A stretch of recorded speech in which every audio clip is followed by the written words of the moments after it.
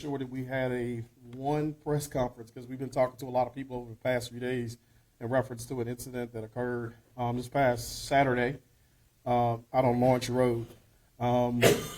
We would like to thank all of our partners that assisted in it. Mr. Jonte Pulley, our lead investigator, will bring down all the details of how this transpired.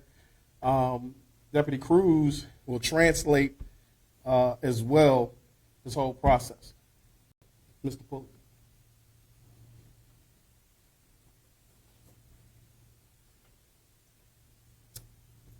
First, I want to thank everybody for coming out. On July 26, 2024, at around 1 p.m., the Granville County Sheriff's Office was made aware by a citizen's complaint that an illegal cockfighting event was to take place on January 27, 2024. July 27. El julio 26, 2024, alrededor de la 1 p.m., un ciudadano informó a la oficina del sheriff del condado de Granville de que un evento ilegal de peleas de gallos iba a tener lugar el julio 27, 2024. An investigation began into the alleged event where we discovered the location of the event was to be held on the property of 1009 Lawrence Road here in Granville County. At this time, ALE, Franklin, Vance, Durham County Sheriff's Office, the North Carolina Highway Patrol were all notified for a mutual aid request that was sent out. Comenzó una investigación sobre el presunto evento en el que descubrimos que la ubicación de este evento se iba a llevar a cabo en la propiedad de 100 Lawrence Road en el condado de Granville. En este momento se notificó a ALE, la Fuerza de Control de Bebidas Alcohólicas de NC, Franklin, Vance y las oficinas del sheriff del condado de Durham y la patrulla estatales de caminos Highway Patrol, y se envió una solicitud de ayuda mutua. On July 27th, we actually sent an undercover deputy who was able to gain entry into this event and witness the roosters fighting amongst a large crowd that was betting wages on the event. El julio 27, 2024, enviamos a un agente encubierto que pudo entrar en el evento y presenciar a los gallos peleando entre una gran multitud apostando por las peleas de gallos. A search warrant was issued for the property, and upon its execution, several people ran from the area. We were able to apprehend 14 in total who were arrested and charged with cockfighting and gambling. 4 detainers from Immigration and Customs were served on 4 subjects. 1 detainer from Homeland Security has been served on 1 subject for a total of 5 federal detainers. Se emitió una orden de registro para la propiedad y tras su ejecución varias personas salieron de la zona. Pudimos detener a 14 personas en total que fueron arrestadas y acusadas de peleas de gallos y juegos de azar apuestas. 4 detenidos de la Inmigración y la Duna fueron detenidos en 4 personas y un detenido de la Seguridad Nacional ha sido servido un sujeto para un total de 5 detenidos federales. A large amount of property was seized during the execution of this search warrant as evidence of all these crimes. Una gran cantidad de propiedad fue incautada durante la ejecución de la orden de registro como prueba de estos delitos. This is still an ongoing investigation, and we are still attempting to identify the others that were involved that ran away from the area. Esta sigue siendo una investigación abierta, ya que todavía estamos tratando de identificar a otros que estuvieron involucrados en este evento ilegal. This was a team effort, and I do want to thank the men and women of the Granville County Sheriff's Office, Franklin, Vance, Durham County Sheriff's Office, ALE, Granville, Vance, Durham County Animal Control, and the North Carolina Highway Patrol and Emergency Management for their participation in this event. Este fue un esfuerzo de equipo y quiero agradecer a los hombres y las mujeres del sheriff del condado de Granville, Franklin, Vance y la oficina del sheriff del condado de Durham y ALE, la Fuerza de Control de Bebidas Alcohólicas en NC, el Refugio de Animales del condado de Granville, Vance y Durham, la Patrulla Estatal de Caminos, Highway Patrol de Carolina del Norte y la Gestación de Emergencias por participar en este evento. Thank you.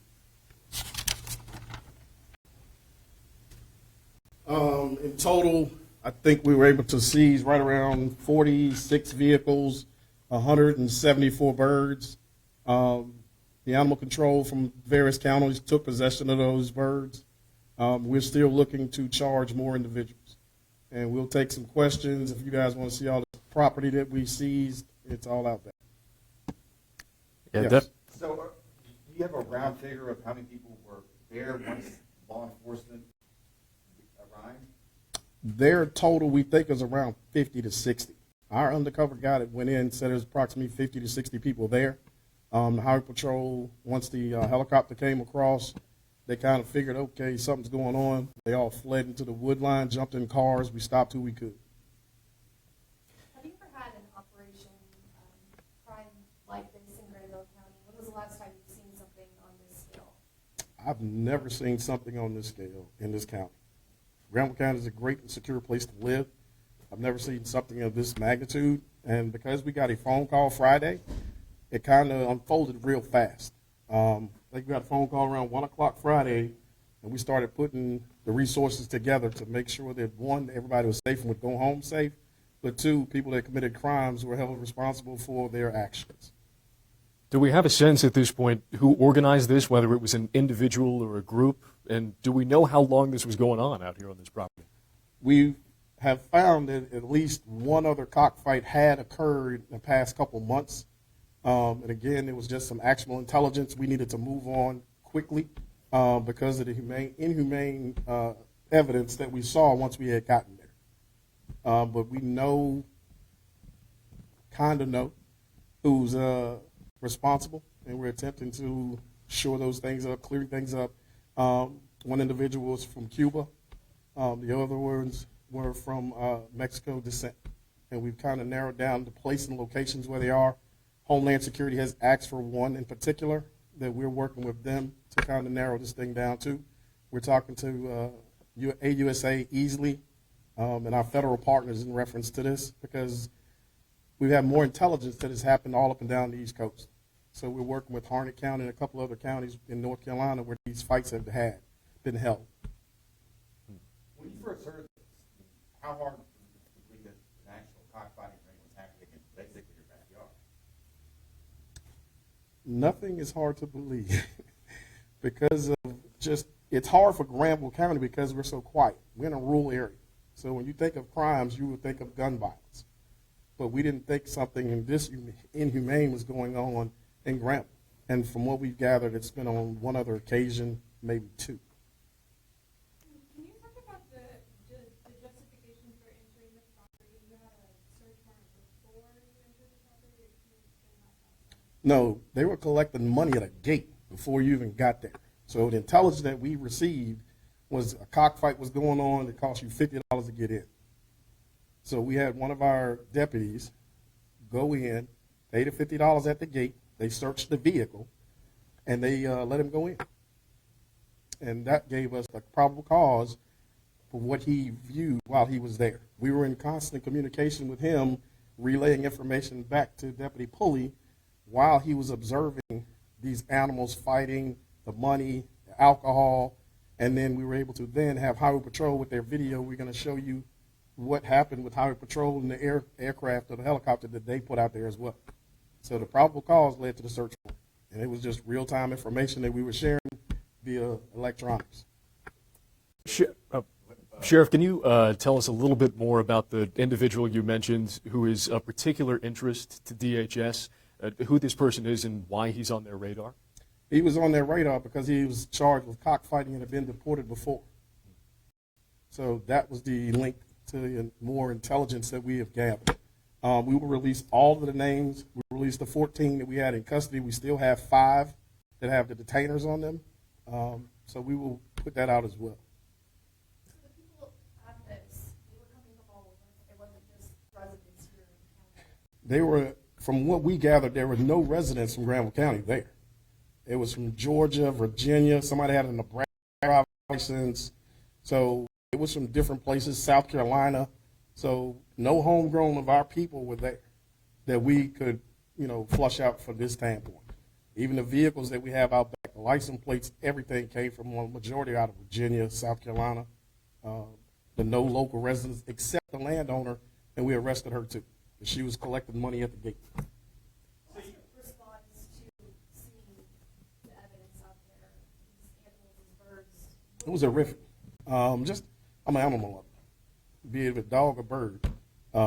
It was horrific. It was inhumane.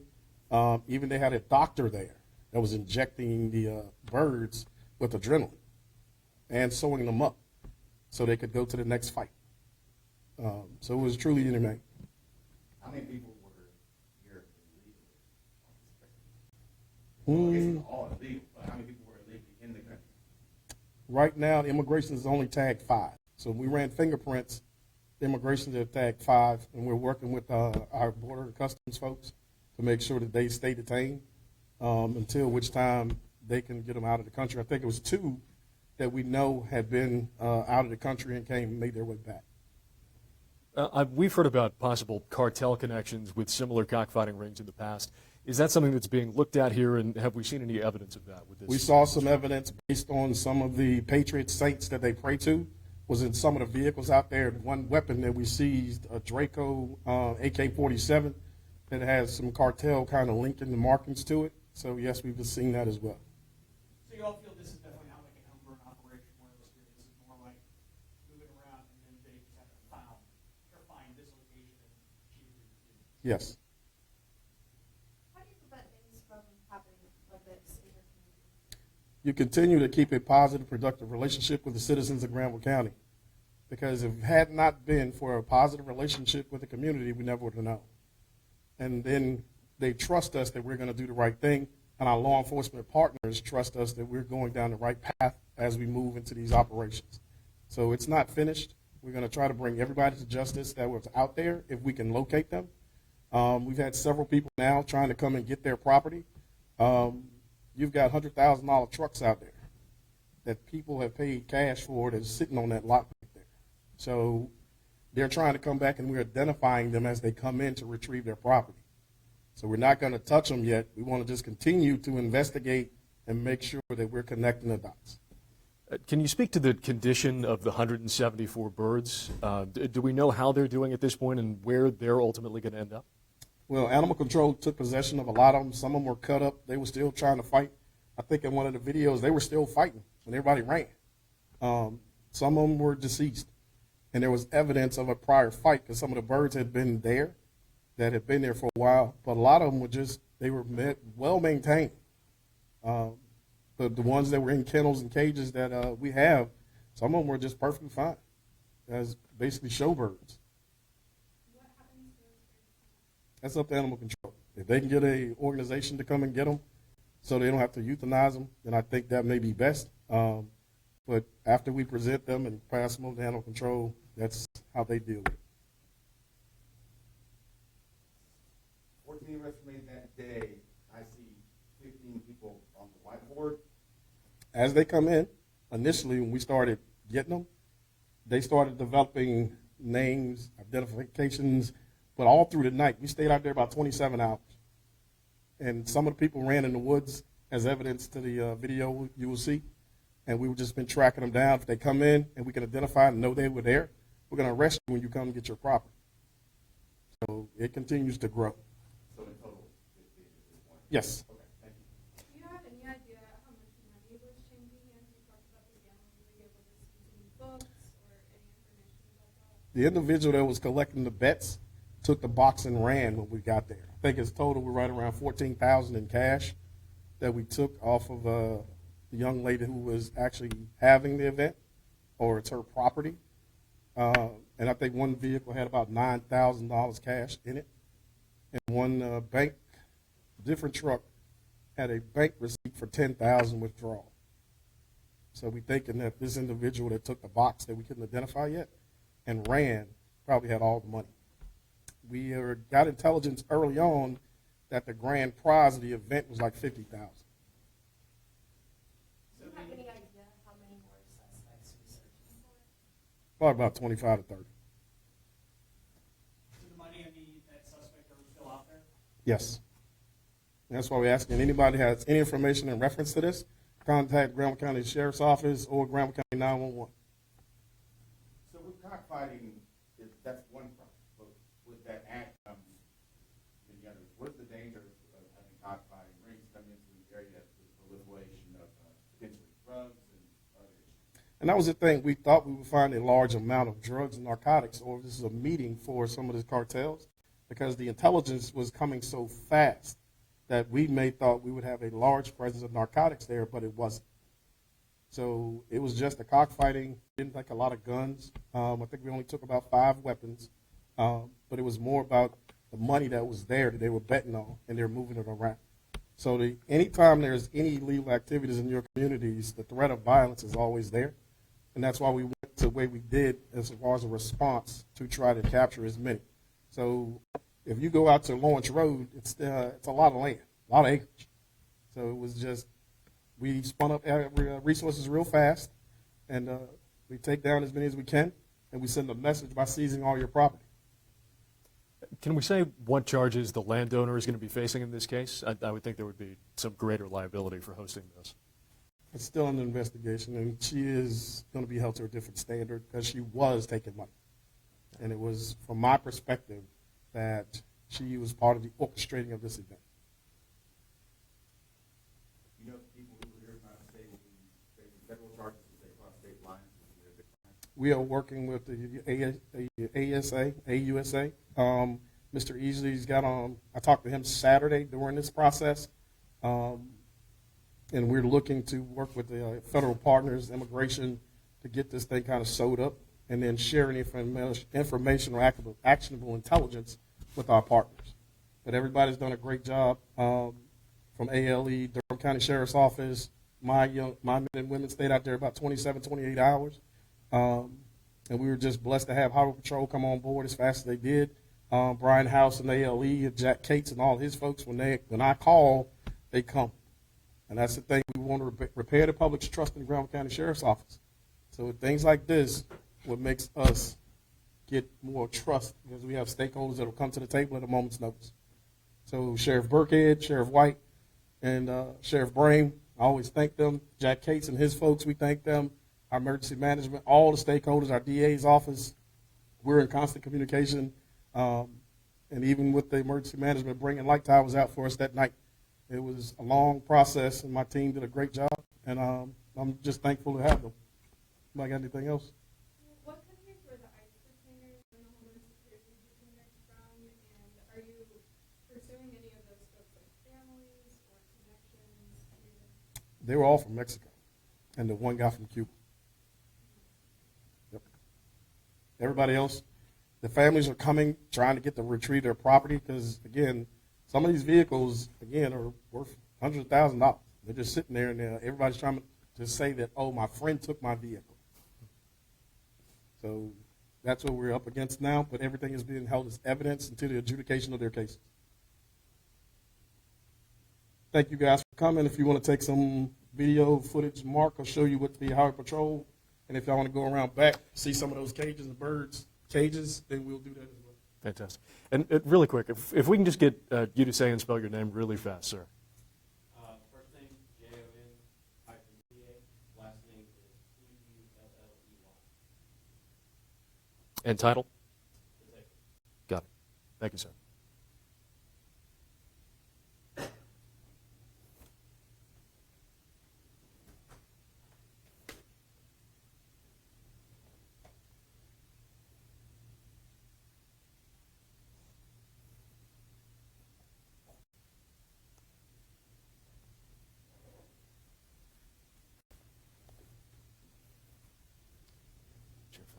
Hey, Eric Miller, WRAL. It's good to see you.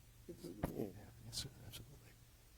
I wonder, before we head outside, would it be possible to have you guys pull over the whiteboard and then kind of point out who some of the faces are we seeing here? Yeah, that'd be perfect. Thank you. This is before they even started paying attention that we were there. They didn't pay attention to the helicopter when we were low.